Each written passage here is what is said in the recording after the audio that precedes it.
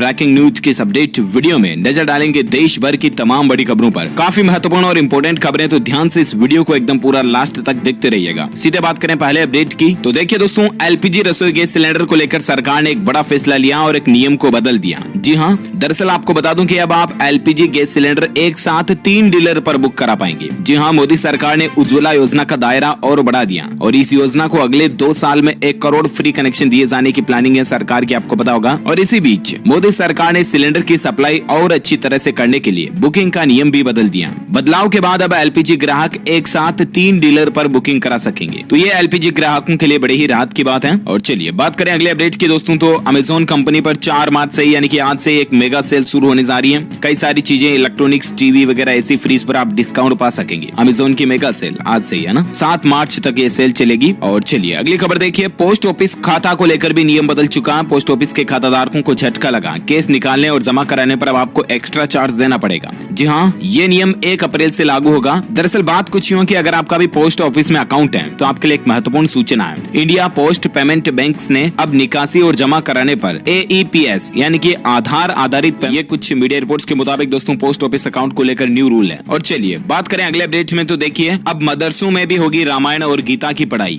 योग का भी प्रशिक्षण मिलेगा। NIOS ने इस तरह का प्लान तैयार किया। जी हाँ, बहुत जल्द देश भर के मदरसों में रामायण और गीता की पढ़ाई भी होगी। साथ ही मदरसों के छात्र योगा की ट्रेनिंग भी लेंगे। National institute of open schooling NIOS प्राचीन भारतीय ज्ञान और परंपरा को लेकर 100 मदरसों में ये नया सिलेबस यानी पाठ्यक्रम शुरू करने जा रहा और इसकी तैयारी भी हो चुकी है। National institute of open schooling का ये नया पाठ्यक्रम नई शिक्षा नीति का एक हिस्सा होगा। तो ये भी वाकई में एक बहुत ही अच्छी प्लानिंग है दोस्तों देश में एजुकेशन को लेकर। और अगली खबर देखिए, हवाई यात्रा भी अब सस्ती होगी। कहने का मतलब कि हवाई यात्रा करने दौरान अब अगर आप जिस सर्विस का इस्तेमाल नहीं करोगे ना, उसके लिए आपको चार्ज नहीं देना पड़ेगा। DGCA का ये नया निर्देश है। जी हाँ, DGCA means director general of civil aviation जो है ना, उसने एयरलाइंस कंपनियों को साफ साफ निर्देश दे दिया। क्योंकि बहुत बार ऐसा होता है दोस्तों कि अगर आप फ्लाइट की टिकट बुक करते हो ना, उसमें कुछ सर्विस ऐसी है जिनका आप यात्रा के दौरान यूज भी नहीं लेते हो, इस्तेमाल भी नहीं करते हो, फिर भी आपसे चार्ज ले लिया जाता है। तो अब ऐसा कोई भी एक्स्ट्रा चार्ज नहीं लिया जाएगा आपसे हवाई यात्रा के दौरान। इससे आपकी हवाई यात्रा जरूर सस्ती होगी कुछ। अच्छा, अगली खबर देखिए दोस्तों, हमारी इंडियन आर्मी को लेकर एक बहुत ही अच्छी अपडेट है, गुड न्यूज देखिए। 1 मिनट में 700 गोलियां दागने वाली गन जो है अब हमारी इंडियन आर्मी को मिलने जा रही है। अब LAC और LOC पर भारतीय सैनिकों के हाथ में ये गन रहेगी, मतलब कि भारतीय सेना अब ज्यादा शक्तिशाली होने जा रही है। ऐसी light machine gun Indian army को सप्लाई होगी। अच्छा, इसके अलावा भी और एक खबर देखिए, आपकी टॉप मिलिट्री मीट को PM मोदी करेंगे संबोधित। पहली बार जवान भी इसमें भाग लेंगे। जी हाँ, प्रधानमंत्री नरेंद्र मोदी द्वारा संबोधित किए जाने वाले कमांडरों के संयुक्त सम्मेलन में पहली बार सशस्त्र बल के जवान भी हिस्सा लेंगे। ये कार्यक्रम इस सप्ताह के आखिर में आयोजित किया जाएगा। संयुक्त कमांडरों के सम्मेलन में अब तक केवल कमांडर इन चीफ रैंक के अधिकारी ही शामिल होते थे, लेकिन अब कमांडर खुद भी शामिल होंगे, तो वाकई में अच्छी बात है। और इसके अलावा आर्मी से जुड़ी और एक खबर देखिए कि नेपाल, भूटान और तिब्बत बॉर्डर की होगी किलेबंदी। गृह मंत्रालय ने 13,000 जवानों की अतिरिक्त तैनाती को मंजूरी दे दी है। केंद्र सरकार ने नेपाल और भूटान की सीमाओं की रक्षा करने के लिए सशस्त्र सीमा बल यानी कि SSB की 1 दर्जन से भी ज्यादा नई बटालियनों को मंजूरी दी है। सरकार ने सिक्किम में ट्राई जंक्शन क्षेत्र जो कि भूटान और तिब्बत से जोड़ता है, यहाँ पर 13,000 से ज्यादा जवानों को शामिल करने का फैसला किया। तो देश की रक्षा को लेकर ये नया फैसला है।